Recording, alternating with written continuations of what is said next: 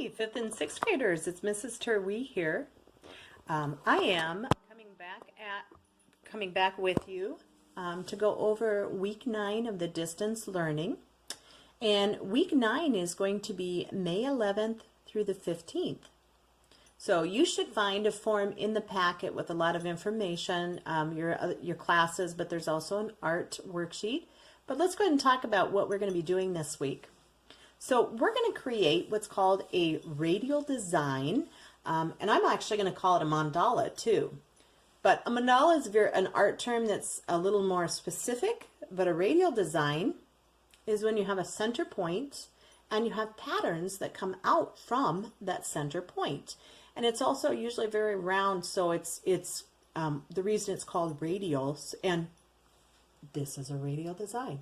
It's got a center point and has all these patterns that come out from the center point, and it is circular. So with this assignment, you have two options. Option number one is you can go outside and you can find it, because this is a found object lesson. You don't need pencils, you don't need markers. You are just going to find things, and you can do that outside for option number one. Or option number two is you can find things in the kitchen. So let's take a break and I'm going to show you some examples. So the artist Andy Goldsworthy was a nature artist, and he would go outside and he would find all these different cool things that you could find in nature, and he would arrange them in a pattern that was generally something kind of like a radial design. So you can see this is a bunch of colorful leaves that he put together in an assortment to make this radial design. So what you see now is my example. I made a mandala type design, or a radial design, and this is the results of what happened later. So we had a snowstorm. You guys probably remember it, and we hope it's the last snowstorm. But things had thawed out outside except for just a couple patches of snow. And I had this little white patch of snow that's what we call pristine. It hadn't been touched, well, till I got a hold of it. And so I collected a whole bunch of things that I found outside, like pine cones and pine branches. And I got these really cool leaves that I just found like in my herb garden. And I even got just some regular branches that I just clipped and put on the outer edge. Probably the neatest part of this, though, was I found one dandelion that survived the snowstorm, and so that was my center point, and all the other things just radiated out.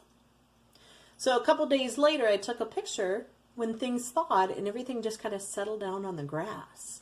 And so I got these two really cool examples of a radial design.